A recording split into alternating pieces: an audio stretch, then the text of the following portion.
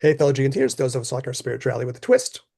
So we are in the midst of what is kind of like a bigger series, the America What the Hell series, as we kind of try to help people figure out where the country where we live kind of implodes on itself from the inside. And I think other people do things like news of the week, but us being the kind of podcast that we are, we're trying to give people bigger picture ideas that I think help inform what we're looking at in the world around us, but also are kind of like bigger picture ideas too. So we're in the midst of a thing called the emotional plague. This comes from the great and quirky psychologist, one Wilhelm Reich.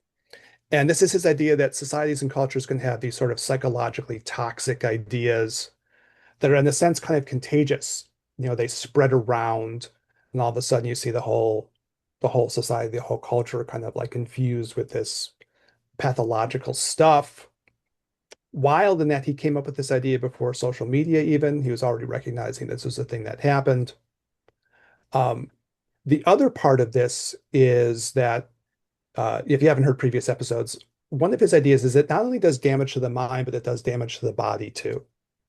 And this is his idea that the body and the mind are linked in this way that you can kind of see they feed back off of one another. So if you have damage to the mind, it'll damage the body. Body damage to the body will damage the mind. And that got us into like part of our home base with this, which we've been talking through, which is traditional Chinese medicine. Like that's our day jobs.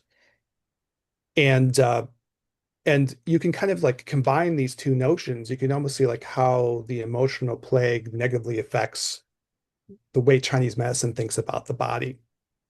Our episode for today is specifically focused on the problems of the liver, which Chinese medicine ties into ideas of problems with anger, definitely a social problem, right? So we wanted to do this one next.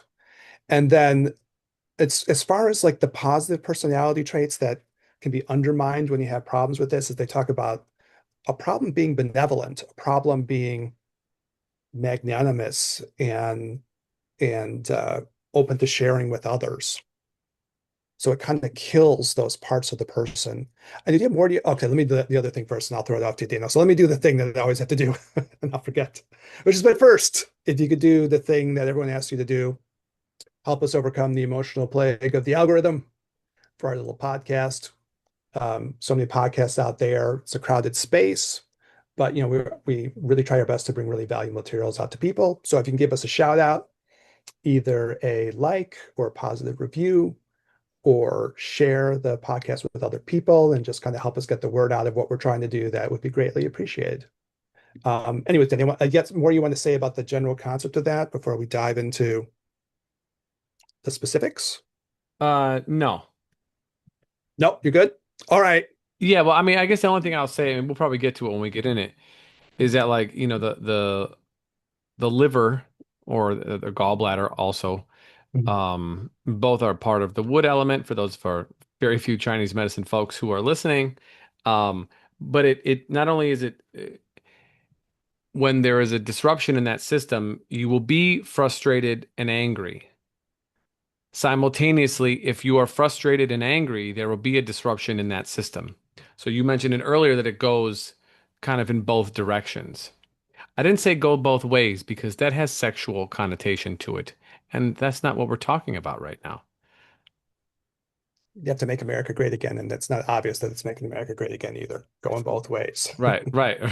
Yes. So, but so I guess what I'm saying is that like you can have something in your mind that is affecting your body, and that, like you said, something in your body that's affecting your mind. You could have something that you ingest that affects your body, therefore affects your mind, and other way around. And so things like alcohol and we'll probably get into that more towards the end, but these things can certainly affect those systems, which maybe well, I'll leave it for now. So sort of forecasting as to how or foreshadowing as to how substances or foods or lifestyles can affect this system, and then those things will look very similar to many of the habits that people have, but we'll leave that as Yeah, a yeah, that's you like know foreshadowing or something like that of like things to yeah. come. Yeah, so Yeah. sorry if you tuned out, if you're tuning out after right now, you're gonna miss all the good stuff. But Well, no, that's like when you really like kind of think about it, it's almost like beyond going both ways. It's like you can get it from every direction or something like that, so to hmm speak. hmm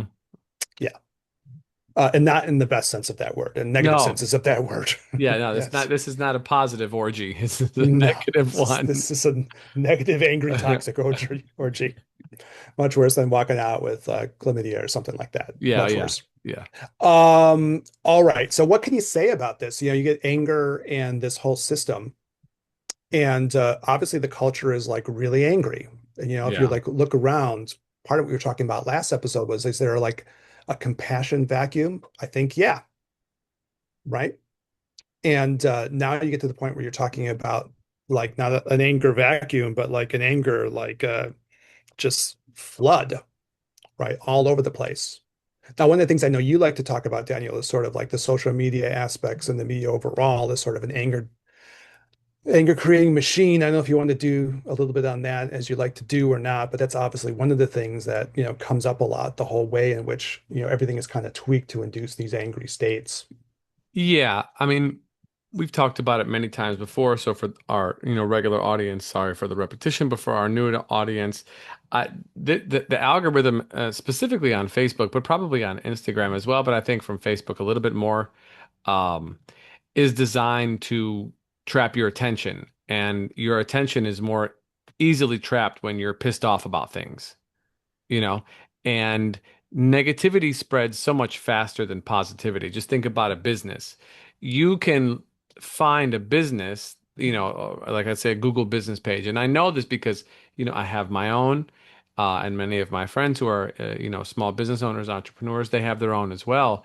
You get one or two negative reviews, that really hurts. So you kind of Mhm. you're almost like it's we don't have one of those social scores like they do in China, thankfully, but through this way we kind of do. And if you hear something negative about somebody, that really outweighs all of the positive work that they've done.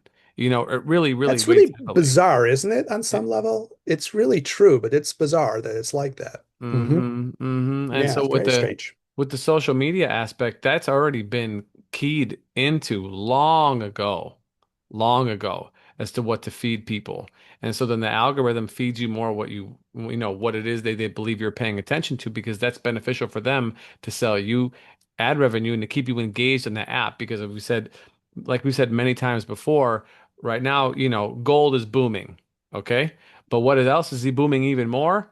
Your attention is on a parabolic rise. And so you'll see this in many different ways. And the one way that I'll mention now is apps will want to keep you on their app. So they get you to quote unquote unlock things and they want to offer you stuff because there's so many places that you can put your attention. They need you to stay in their system, not just so that they can get you to buy things or whatever. Of course, that's the end goal, but it's even larger than that. They want your attention there because the more that you're ingrained in something, the more that you're used to it, the more that it becomes a part of your life, you don't even realize its uh, effect on your time, how much more time you're inputting onto a particular thing. And so you become closer to this, enigmatic application, if you will, whatever that application is, gambling or social media or whatever, you don't realize how much time you're spending on it until it's like you're spending a lot of time on that thing. So the more in which somebody, some being, right, we'll call it the algorithm, but can keep you engaged with things, the more that they have your attention, the more that they can you do something with that.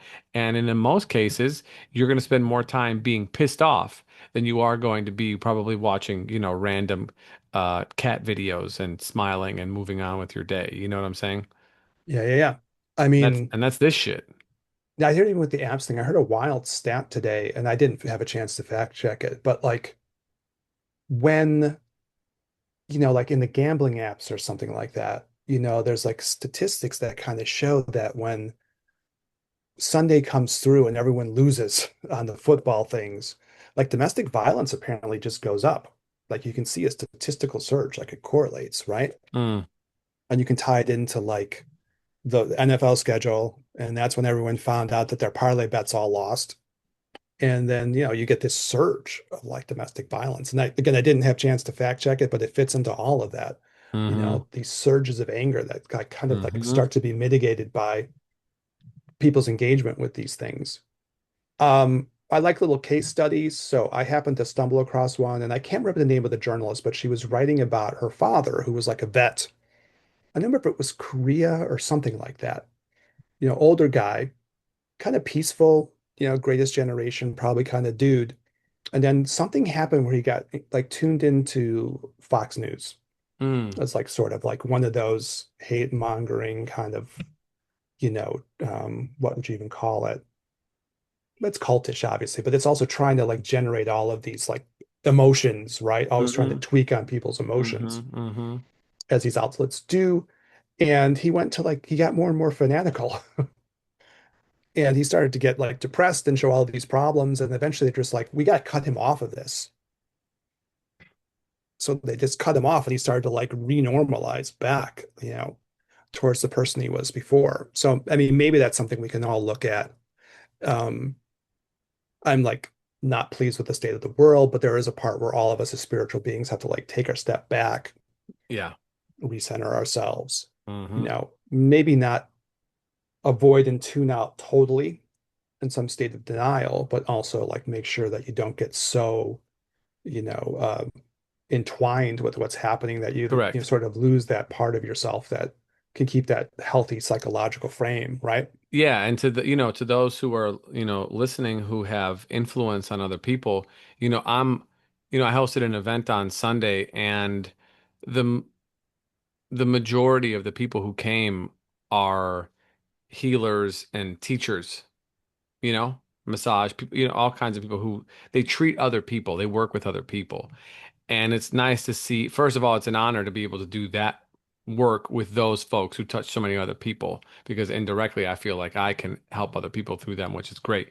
Number one, but for those who are listening to this, if you have influence over other people, Eric and I both talk about, real life shit while we're on here because it's important to stay engaged because you do have to know the struggles of others. You have to. Especially if you're living in this world, right? If you're going to leave this world, then it doesn't matter anymore. And I don't mean kill yourself. I mean, um, moving Renounce or something. yeah, Yeah. renounce and just say, okay, I'm selling everything and I'm moving. That's what I'm talking about. But if you're going to find balance here and try and maintain yourself so that you can help to guide other people intentionally or unintentionally, you it's really, really important to try and find enough engagement that you feel like you understand what's happening, but not so much that you lose yourself in the process because then you're not really good to other people, let alone yourself. And I don't know where that line is. That line is certainly different from everybody. I think it depends on kind of how sensitive you are, and how easily you can detach from stuff. So some people can totally tune in and then just turn their phone off, turn the TV off, whatever, and then go about their life, no problem and they can be totally in and then not. And other people, if they see a little bit, they're like totally blown away and they're just so energetically sensitive that they get very attached very easily. And I think for those people, they have to kind of take their consumption down a little bit. So we're certainly can't tell anybody what to do. We're just talking, we're making a recording, and people hopefully are going to listen to it at some point, But this is a reminder for everybody's engagement to find a balance that you feel good that you understand or you know about what's happening in the world, and you could share your compassion, but that simultaneously, it is not changing who you are in the process of you doing that. Yeah, I find this kind of fascinating. I had this a little bit in how I was thinking about the episode for today, because when you get it, like, if you filter it through this idea of emotional plague, which is the theme of the episode, right? In different ways, we're getting back to the anger aspects of this, but Hmm. on an individual level, you sort of realize in the context of this concept of emotional plague, if you want to be a spiritually free individual or an artistically free individual, there's like certain kinds of ways. If you want to be that way in the world, then there's a certain thing on an individual level where I think you really do have to say, okay, I'm stepping away from this emotional plague. I'm going to step away from it. And it's almost like the ability to jettison whatever parts of those that we might have taken on in the course of our getting the contagions of the emotional plague Hmm. have to go, right? I Hmm. stumbled on a quote from Jung about this concept, kind of. He says, well, on the one hand, psycho-spiritual growth comes from, learning new things and all this kind of stuff, but I'm paraphrasing. But on the other hand, psychological stuff, improvement comes from like purging the negative. Mm. And in some ways, that's a much more difficult and unpleasant process, but you have Definitely. to do that, right? And then Definitely. Reich's idea is that a lot of that stuff will be toxicities that are kind of around you, right? And you have to learn how to get out of that. I think especially if you want to be a spiritual person or a creative person, because that'll hold you back, you know? And even if you're not one of those kinds of people, it is something to be, if those aren't your goals, right? If you don't identify with those kinds of things in particular, it's still something to be aware of because it's really a way to get kind of like sucked down into the muck of things, right? And there's an individual level. On the other hand, there's kind of a collective level of this too, right? Where, at times the emotional play goes really, really toxic. And in Reich, he wrote the book Mass Psychology of Fascism about this. What happens when things go really toxic in a society and everything starts to really go darkened. And when I look at him as kind of an example, he's interesting because he did get that you have to, like, on some psychological level, pull yourself away so you don't get devoured by the things around you. And Mm, yet, as far as him and in terms of his life, he was a pretty bold person and he kept like communicating and standing up to powerful forces, saying, okay, no, we have to keep, trying to build more awareness, build more education, build more tolerance and love and whatever, more knowledge, right? And ultimately, we didn't talk a lot about his story in these episodes, but he gets put in president of the United States and he dies, right? As part of the emotional plague in the United States, dies in the 1950s. So, people go after him, right, for doing this. He's kind of martyred in a way. mm, Um, but we're in this kind of weird time where like we're all going to have to figure out, okay, I think we do have to stay engaged somehow, right? Otherwise, wouldn't be doing these episodes, right? What would be the right. point, right? We just do something that was escapism. But we're trying to not do escapism, but we're also trying not to also make the point of like there's an individual level of like spiritual development that involves working on oneself still Mm, and purging hmm. this out while you try to keep one foot in the world of like, let me try to make a difference to help during a time that's like chaotic and toxic, Right.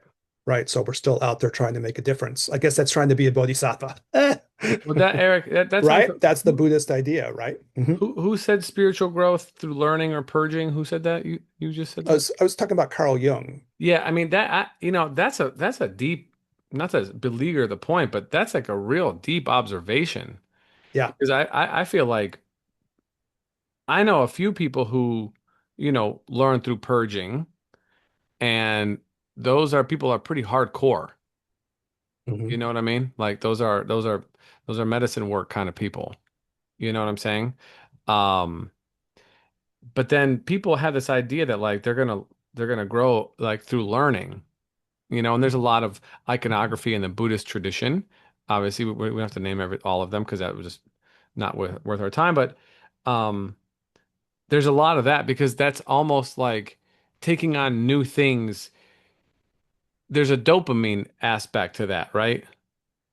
You're always being inundated with something new. Let me learn something new. Let me learn something new. And maybe this is just a kind of like a moment of realization for me. That's definitely what I do. Always trying to learn, maybe not new things, but deeper things, less, much less than the purgation, much less, Mhm. because purging is hard. Yeah. Purging requires effort. I And mean, in a weird way, it's like kind of, I know it's a strange way to put it, but in a weird way, it's kind of like less sexy. oh, it's way less sexy. It's hard Hmm. work. I mean, I lead these breath work and meditation workshops, where it's highly, highly, highly cathartic for sure. And people are really exhausted afterwards. They feel very relaxed, but and some of which are in beautifully deep states of samadhi without a ton of meditation at all. Actually, they're just there. Hmm. People are yelling around them. There's drums and gongs being played, and they're like, not asleep, but definitely not awake and not bothered by anything. And that comes from all that work. So I don't know. That's I mean, just a, we ran our G&T retreat together earlier in the year, and you can yeah, get to those places, right? yeah, Hmm. yeah. Yeah. So for people who are listening, obviously this is um, a kind of discussion that you're not going to hear on TV. You're not going to hear it from your favorite influencer. It's a conversation that I don't even know if that gets had even unless you're on a retreat, really.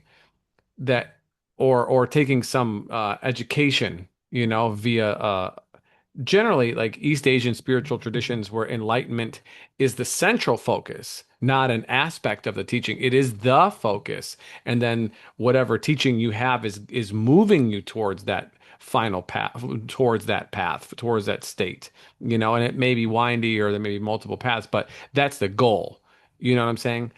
That that is the goal of, we've talked about this, but I think it's been a while. That is the goal of the overarching, because we talked about this before we went on Mike, Eric, and sorry, audience, for always doubling back. But like that is when you have um a North Star, if you will, of something that transcends the mundane, then and I'll use this for your word, Eric, this abstract view of the potentiality of life is not parallel to most people. Okay. Meaning that the things that they value and you value are not going to be different and similar. So Eric might value electronics because he really loves them, but I might value cars because they're cool for me. But they're both worldly shit that we can save our money and buy. That's not what, and you just fill in the blanks on those things and make them individual for you or your brother or sister, or friends, or whatever. This is different. What I'm saying is this doesn't line up with those things. Yes, of course, the people would love to be on retreat in a beautiful place and be able to take time off and relax and learn. Yes, but their overarching life theme is very different than other people. And therefore, they're able to kind of like roll with the punches in a different way than those who don't have that North Star of enlightenment or of a deep realization or of deep compassion or, some of these things that are sort of transcendent of just everyday experience. And I think that that is not talked about. It's not talked about at all, period, because don't nobody really care. It's heaven, hell, God, no God. These are the questions. That's kind of it, And then if there is a Yeah. God, then which one? What's their name? I'm sorry. What's his name? Because it's never there. They don't like that. God Mhm. definitely, in most people's eyes, as a penis, Mhm. even, Yeah. which makes no sense. Penal God, penal Yeah, God. penile Yeah. God, and never is there any ever real responsibility put on the individual to do development or to experience growth. And when you take this kind of desire upon yourself, your life changes and the way that you see things fitting into it changes. So I'm not trying to influence anybody to change their life or do anything else. I'm just saying that, Eric and I, and I'm sure many of our listeners do share this particular aspect of understanding and ways of being, meaning enlightenment or realization, however you want to call it, as kind of like the uh, the light that illuminates our particular candle that's lighting the path to where we're going. I like it because Jung had, I dug up the quote because I got a little snap on it from my phone when I came across it. So he says, one does not become enlightened by imagining figures of light. Ha! Perfect. But by making the darkness conscious. That's a mix. You do kind of gather light and purge darkness, but okay, he's making a point. Hmm. Uh, but he does say the latter procedure, the making the darkness conscious, however, is disagreeable and therefore not popular. I like it. I thought that one cracked me up. Therefore, not popular. Wah. Yeah. And I think as far as the emotional plague thing, I think what Reich is talking about is then you have to get a little bit of like have like that attitude. Look, I'm going to target not my fellow citizens. I'm going to target instead those aspects of emotional plague inside of me that I can then recognize as being problematical, and I'll start to get rid of them. Mm, Right. mm, And in that sense, and goes deep, this is like Jung's talking about it, but like every Taoist or Tantrika eventually makes this point, Zen person, all of our shaman, all of our favorite people will ultimately do this to say, yeah, you got to target those aspects and then Reich, target those aspects of like emotional plague inside yourself. And sometimes you can source them back and you can say, oh, that's a cultural thing from here or there that's kind of toxic. Some of it's personal, some of it's beyond just our own personal thing, that are issues that are kind of like indicative of the place where we live and we know our kind of bad things that we should get rid of. So, that's the take home. Hmm. Well, I know how you want to do this, Daniel. We'll end up having like 2 episodes on anger. How do you want to handle it? You want to call this a thing, or should we? Let's call it a thing. And we'll get to the anger stuff next time just because we don't have the time, in 10 minutes we're not going to be able to knock it out. Yeah, there's so much anger. We're not going to be able to There's do it so in much 10. anger. So sorry if you feel frustrated that we didn't get to the things that we talked about. You know, I don't know. Do some deep breathing, you know what I mean? No, I think the thing in the end of this deal is that we did get to was whether it's anger or any of these emotions, like there's a way in which you can see it as like a personal thing. I'm gonna work on it with it myself. Hmm. I'll target emotional plague inside myself. Hmm. I'll identify those things I feel are toxic within me and I'll target them, Mm. right? I might even study my culture and society to go, you know what? I don't like that in this culture and society. Yeah. I think I got some of that shit in me. I'm going to target that and I'm going to work my way through that and I'm going to eliminate that. Right. Hmm. And then the other side is like what we're getting to also, like these things can be kind of like epidemic Yeah. emotional plague. And so we're trying to talk on 2 levels. So maybe it was nice that we set this episode up to kind of address that. Yeah, I And agree. more anger next week. Yeah, for sure. Super pissed. Yeah. Don't worry.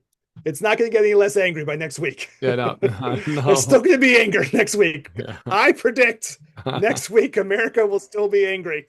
Yeah. Let's bet on that. Yeah, What we get odds can that I get on on that. that? Yeah. Zero. Yeah. Zero Yeah. odds. All right. Thanks, Awesome. Daniel. Yeah, no, Eric, thanks so much. And audience, thank you Yeah. for tuning in. We appreciate everybody who, consumes our products. There's a lot of things that you could be putting your attention on at this point, and we don't charge anything for obviously for what we do. So if you like our work, like, comment, subscribe, send us an email, the gin or gin and tantra at gmail.com. You could hit us up on the gram at the Gin and Tantra podcast. Or if you know us personally, what's up? Say what's up. Share your love, your hate, your indifference. It matters, kind of, but we appreciate it. So, because it takes time, and that's a valuable resource, apparently, for those who understand time to be only in one direction. So, Yeah. yeah. So, thank you everybody for tuning in and for your effort. For Eric, this is Daniel. We'll catch you guys in the next one.